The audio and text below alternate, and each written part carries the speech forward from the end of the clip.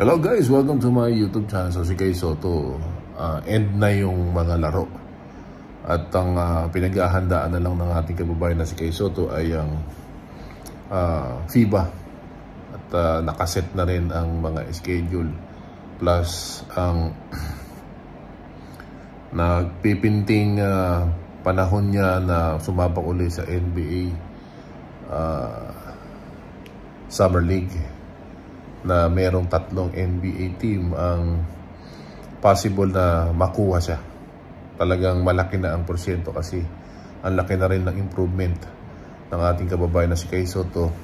At makikita natin yung mid-range niya ay napakalakas na.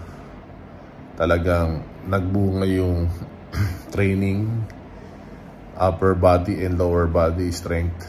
Meron siyang strengthening, conditioning. Kung mapapanood niyo yung Kay's journey, nakita natin dun yung ginagawa niyang workout. At sa napansin ko, hinog na ang ating kababayan na si Kay Soto. It's just a matter of months and time. Panoorin natin yung highlight. Makita natin dito talagang complete layer na ang ating kababayan na si Kay Soto. Ngayon, kung marami pa rin mambabash, bahala kayo kasi ito na ang panahon ng ating kababayan na si Kay Soto. Ayun guys, makita natin dito yung mid-range ng ating kababayan na si Kay Soto. Napakadami niyang pinakita dyan na 3-point shot. So, possible niyang ma-improve yan. At ang Orlando Magic, nakita muli ang development ng ating kababayan na si Kay Soto. So, yan ay isa sa mga NBA team na possible na kuhanin na siya. At nadyan din ang Golden State Warriors at ang Dallas Mavericks. So nakita natin, ito, hindi naman bulag ang mga mata ng mga NBA agent. At nasa radar na rin ang ating kababayan na si Kay Soto. By the way, ang ating MVP of NBA, 3-time MVP na ang ating Serbian na si Nikola Jokic. So yan yung isa sa mga iniidolo ng ating kababayan na si Kay Soto. Kaya lang baka masweep ng Minnesota. Naway makabawi sila at magtabla.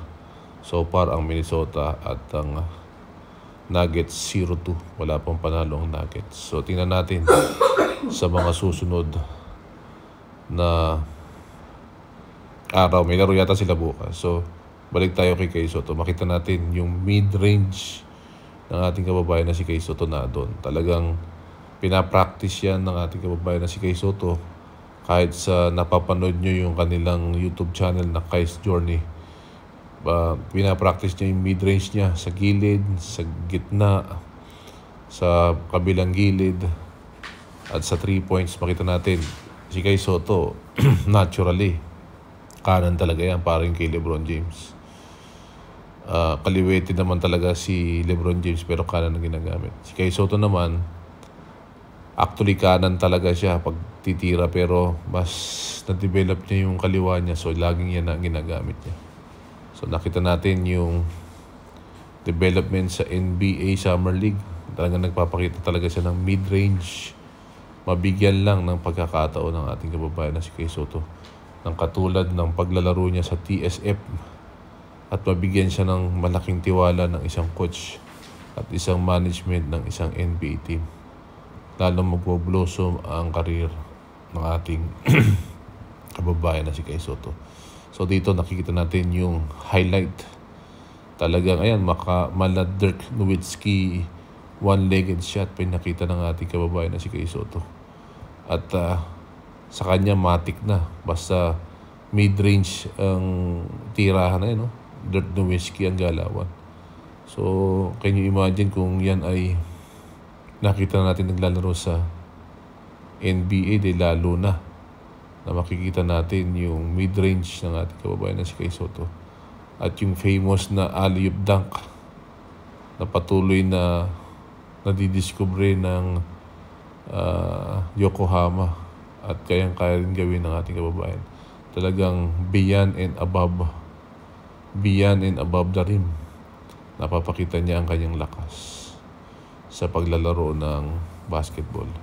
So tunghayan natin, maaring sa P-League pa rin siya maglaro or pumalig siya sa NBL at ibang team naman aside from Adelaide, or pwedeng bagong venue ang Euro na marami din kumukuha sa kanya, or kagatin niya yung offer ng Converge at siya ang maging number 1 pick sa PBA.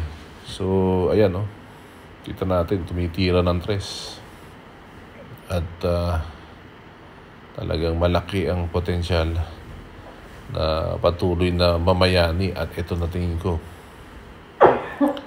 ang kanyang taon para mapunta na sa NBA. So itong napapakita natin ay highlight sa NPL at sa B-League, at there are some na scene na nakita natin sa FIBA. So kita natin talagang may mid-range yung ganda ng stroke na ating kababayan na si Kay Soto.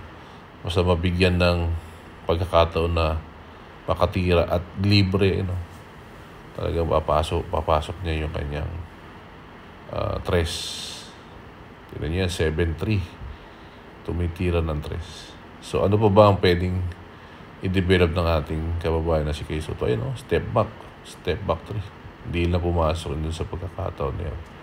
At ito naman yung unang laro niya sa NBA versus Phoenix. Naka 11 points siya, quality minutes. Ay abangan natin ang ating kababayan na si Kay Soto patungo na sa NBA. Abangan.